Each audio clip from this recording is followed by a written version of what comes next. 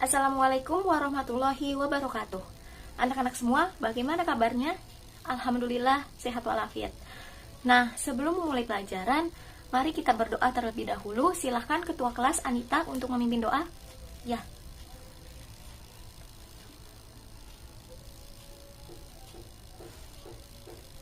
Siswa-siswi kelas 11 semua, masih adakah yang ingat minggu lalu kita belajar tentang apa? Iya, betul, sistem gerak. Adakah yang mau menjelaskan secara singkat kembali hasil dari pembelajaran kita sebelumnya, yaitu sistem gerak manusia pada pertemuan pertama? Oh iya, silakan Herman. Ya, saya Bu.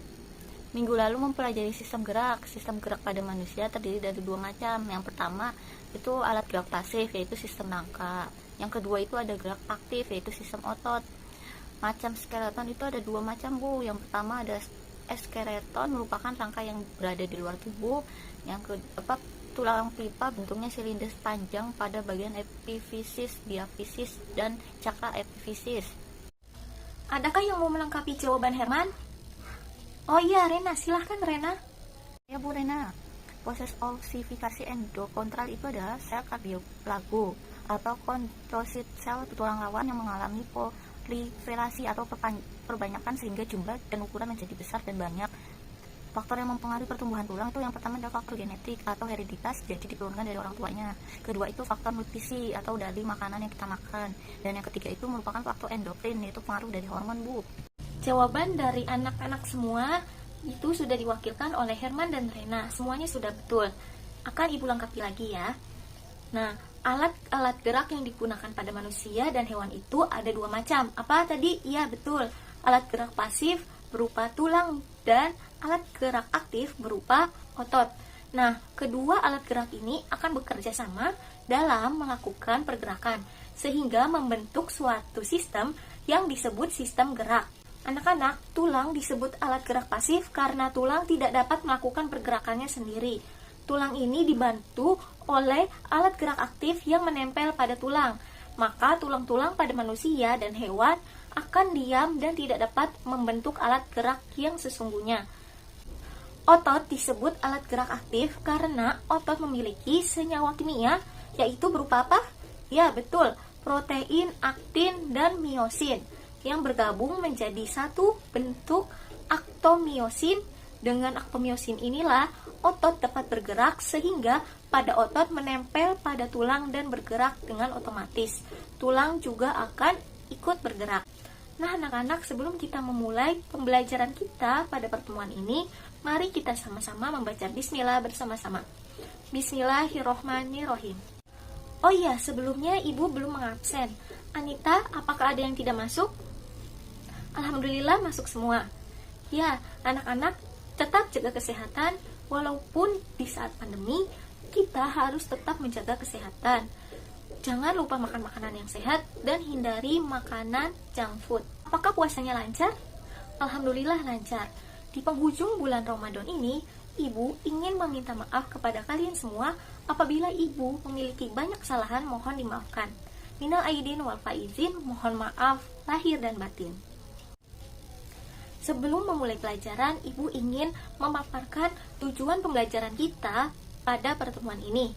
Yang pertama, untuk menganalisis hubungan antara struktur jaringan penyusun organ pada sistem gerak dan mengaitkannya dengan bioproses sehingga dapat menjelaskan mekanisme gerak serta gangguan fungsi yang mungkin terjadi pada sistem gerak manusia dengan melalui studi literatur, pengamatan, percobaan, dan simulasi. Lalu yang kedua tujuannya yaitu untuk menyajikan karya tentang pemanfaatan teknologi dalam mengatasi gangguan sistem gerak melalui penelusuran dari berbagai sumber informasi sehingga peserta didik atau anak-anak sekalian dapat menghayati dan mengamalkan ajaran agama yang dianutnya, mengembangkan sikap jujur, peduli, dan bertanggung jawab serta dapat mengembangkan kemampuan berpikir, berkomunikasi, berkolaborasi, dan berkreasi. Ibu ingin kalian duduk berkelompok. Bu, duduknya gimana? Kan kita gak di kelas. Oh iya. Jadi, silahkan sekretaris membuat 8 kelompok. Nah, nanti gak apa-apa duduknya pisah-pisah dulu. Materi yang Ibu berikan itu akan bermanfaat untuk hasil tugas kelompok kalian. Di akhir, ibu akan menugaskan tugas LKPD pada setiap kelompoknya, dan masing-masing ketua kelompok boleh mengumpulkan form LKPD di GCR. Diceknya nanti di akhir ya. Kita lanjut ke materi. Anak-anak kelas 11 yang pintar dan ibu sayangi, adakah yang pernah melihat orang dengan kelainan tulang, atau ada yang merasa bentuk kakinya huruf O, tepatnya pada tulang kering kaki? Ya, silahkan. Oh, kamu pernah melihat seseorang yang kakinya panjang sebelah? Oh ya, silahkan satunya lagi Nadia, ada apa? Oh, kaki kamu, pada saat upacara. Oke, ibu akan bahas ya. Baik, untuk Melanie, jadi saat kamu melihat orang yang berjalan pincang, yang mana kakinya panjang sebelah, nah ini itu dinamakan gangguan pada tulang yang mengakibatkan gangguan pada sistem geraknya. Ada yang tahu namanya gangguan apa? Tidak ada yang tahu? Oh iya, apakah ada yang tahu teknologi yang dapat membantu mengatasi gangguan tersebut? Kira-kira apa ya? Memakai gips. Nah, itu akan ibu bahas pada materi berikut. Kakinya berbentuk huruf O. Apakah boleh ibu lihat bentuk kaki Nadia? Ya, di foto saja dikirim ke grup kelas. Anak-anak semua jangan mengejek Nadia ya, karena kaki berbentuk O itu banyak. Jadi anak-anak tidak boleh mengejek seseorang apabila kakinya berbentuk O, oke? Nah, anak-anak sekalian silahkan dibuka grup WA-nya. Menurut anak-anak sekalian, apakah kaki berbentuk O itu termasuk gangguan tulang? Ada yang jawab iya, ada yang jawab tidak. Nah, jadi untuk itu ibu akan membahas materi pertemuan kedua kali ini, yaitu dengan pokok bahasan gangguan sistem gerak dan teknologi dalam mengatasi gangguan sistem gerak manusia. Anak-anak disimak baik-baik ya. Nah, sambil menjelaskan materi, ibu akan membuat peta konsep di papan tulis. Baik anak-anak, selagi memperhatikan ibu guru menjelaskan materi, anak-anak juga bisa melihat papan tulis yang ibu tulis berikut ini. Nah, kita akan membahas sistem gerak. Yang pertama yaitu kita akan membahas gangguan sistem gerak.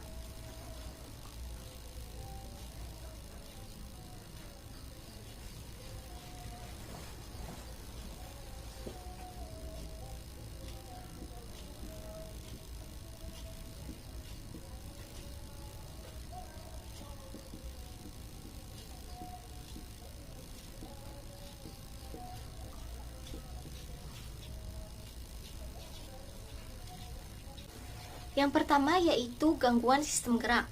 Yang pertama yaitu gangguan pada tulang dari fraktura, di mana adalah gangguan pada tulang yang terdiri dari patah tulang, yaitu ada 3 jenis fraktura. Yang pertama, fraktura tertutup, yang kedua, fraktura terbuka, dan yang ketiga yaitu fistura atau retak tulang. Selanjutnya kita akan bahas yaitu gangguan tulang belakang. Kalian tahu di mana letak tulang belakang? Iya betul, terdapat di belakang. Nah anak-anak, gangguan pada tulang belakang ini dikarenakan kebiasaan yang buruk, terdiri dari 3 macam gangguan. Yang pertama, ya betul sekali, kifosis. Kifosis adalah tulang belakang yang melengkung ke belakang atau biasa disebut dengan bongkok, seperti ini. Ya, nah lalu yang kedua ada lordosis, yaitu kebalikannya dari kifosis, di mana tulang belakang melengkung ke depan, seperti ini. Nah, itu namanya lordosis. Lalu yang ketiga ada skoliosis, adalah tulang yang bengkok atau melengkung ke samping kiri atau ke samping kanan. Bentuknya seperti huruf S, yaitu bentuknya seperti ini. Nah, kalau anak-anak melihat seseorang dengan tulang belakang yang berbentuk huruf S atau miring ke kiri atau ke kanan, itu dinamakan, ya betul, skoliosis. Kalau yang bengkoknya ke depan namanya apa? Ya betul, lordosis. Anak-anak sudah paham ya? Ya. Baik, selanjutnya Ibu akan membahas gangguan fisiologis tulang, yaitu ada kelainan osteoporosis. Osteoporosis adalah tulang rapuh atau yang sudah keropos dan mudah patah karena kekurangan kalsium dan hormon estrogen pada wanita. Dan pada laki-laki biasanya kekurangan hormon testosteron. Selanjutnya juga ada rakitis, adalah gangguan metabolisme vitamin D yang menyebabkan tulang kaki berbentuk O atau X. Jadi sudah menjawab pertanyaan Nadia ya, kenapa Nadia tulangnya berbentuk O? Jadi kaki Nadia ini pada saat kecil atau pada saat Nadia bertumbuh kembang, Nadia tulangnya kekurangan metabolisme vitamin D yang menyebabkan kaki Nadia berbentuk O atau X. Nah, anak-anak, selanjutnya ada hidrosefalus, yaitu lebaran otak karena adanya cairan cerebrospinal yang menyebabkan kepala membesar karena berisi cairan. Kemudian ada kelainan yaitu layu semu atau layu. Nah, ini karena infeksi sifilis sehingga tulang tidak bertenaga atau lumpuh.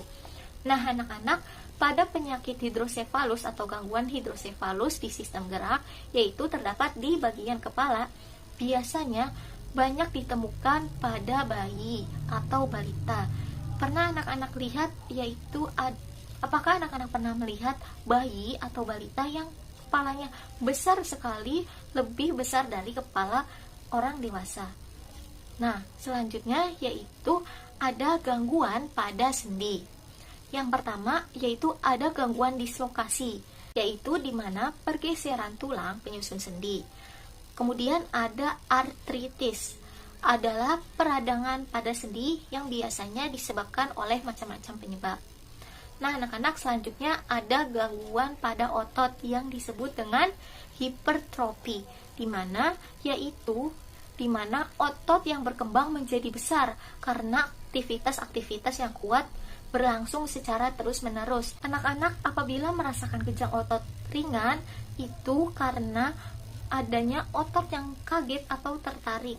Sedangkan adapun gangguan pada kejang otot yang dimasukkan ke dalam gangguan sistem gerak, di mana karena kejang otot ini diakibatkan oleh bakteri Clostridium tetani, dan adanya myasthenia gravis adalah ketidakmampuan otot berkontraksi sehingga penderita menjadi lumpuh.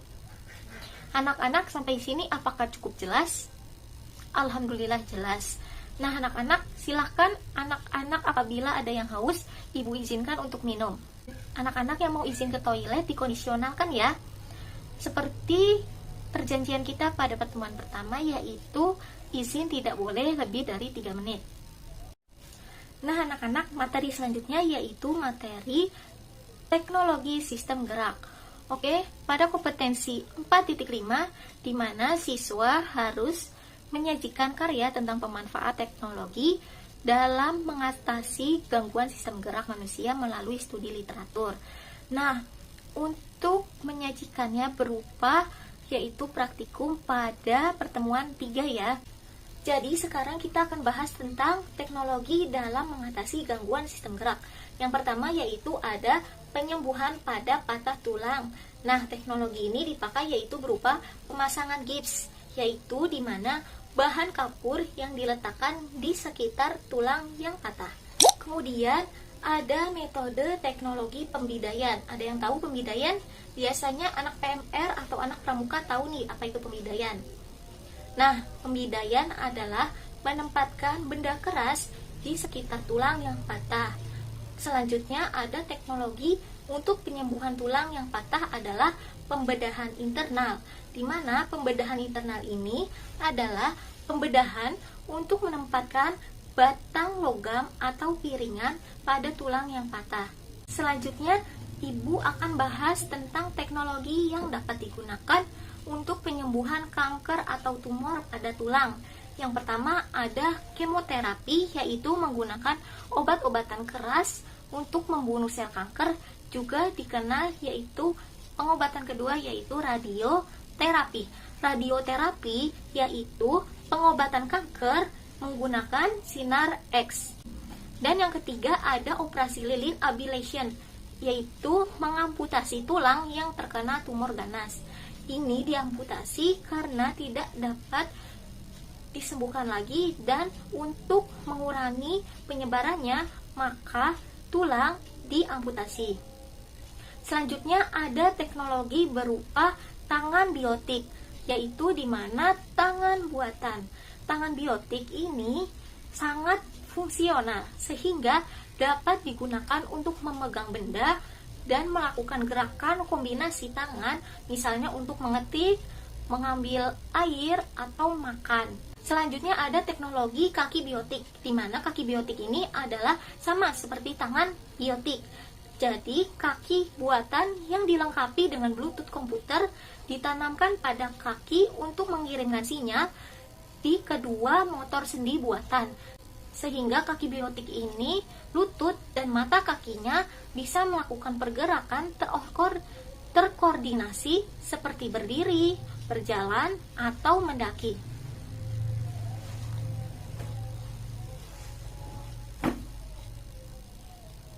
Oke, demikian tadi pembahasan tentang materi teknologi dalam menanggulangi gangguan sistem gerak.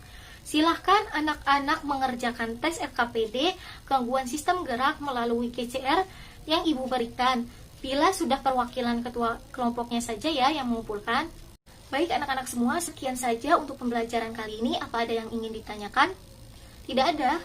Baik, kalau sudah paham, silahkan Hana simpulkan materi Ibu. Simpulan pertemuan 2 sistem gerak manusia ini ada 2, Bu. Ada 5 gangguan sistem gerak. Yang pertama gangguan pada tulang, gangguan pada tulang belakang, gangguan fisiologi tulang, gangguan sendi, sama gangguan otot. Untuk yang kedua, teknologi sistem gerak itu terbagi 4, Bu. Ada teknologi penyembuhan patah tulang, yang kedua teknologi penyembuhan kanker atau tumor tulang, ketiga itu ada teknologi tangan biotik atau buatan, dan keempat teknologi kaki buatan biotik. Baik, Ibu simpulkan kembali ya. Jadi pada pertemuan ini kita telah mempelajari sistem gerak manusia, yaitu ada gangguan sistem gerak berupa gangguan pada tulang, gangguan tulang belakang, gangguan fisiologis tulang, gangguan sendi, dan gangguan pada otot. Yang kedua yaitu kita mempelajari teknologi sistem gerak. Ada 4 macam. Yang pertama, teknologi penyembuhan patah tulang. Ada 3 cara, yaitu dengan gips, metode pembedahan, dan pembedahan internal. Lalu ada teknologi penyembuhan kanker atau tumor pada tulang, yaitu dengan 3 cara: kemoterapi, radiologi, dan operasi lilin aboliti. Lalu selanjutnya ada teknologi tangan biotik atau buatan, di mana menggunakan chips ke dalam tangan. Lalu ada teknologi kaki biotik atau kaki buatan juga, di mana menggunakan chips yang di dalamnya ada Bluetooth. Lalu pada gangguan sistem gerak ada 4. Yang pertama gangguan pada tulang ada 3, yaitu fraktura terbuka, fraktura tertutup, dan fistura atau retak tulang. Yang kedua ada gangguan tulang belakang, yaitu apa tadi? Kifosis, lordosis, dan skiosis. Lalu yang ketiga ada gangguan fisiologis tulang, yaitu ada 2, osteoporosis atau tulang rapuh atau kropos, dan ada hidrosefalus atau lebaran tulang atau tulang kepala yang melebar. Yang keempat ada gangguan sendi, di mana ada dislokasi dan ada artritis, yaitu peradangan pada sendi. Dan yang terakhir yaitu gangguan pada otot, terdapat 2 macam. Yang pertama hipertrofi, yaitu otot besar atau otot yang berkembang pada binaragawan, dan ada atrofi, yaitu otot kecil atau otot yang mengecil, atau biasa disebut dengan kelumpuhan otot. Terima kasih kepada semua anak-anak telah mengikuti pelajaran Ibu dengan baik.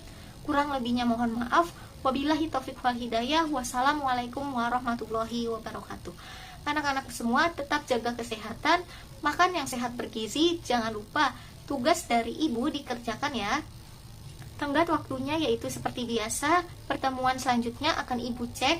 Sebelum diakhiri, marilah kita berdoa bersama-sama. Berdoa dimulai. Amin amin ya robbal alamin. Silahkan lanjutkan aktivitas anak-anak selanjutnya. Ibu pamit undur diri. Wassalamualaikum warahmatullahi wabarakatuh.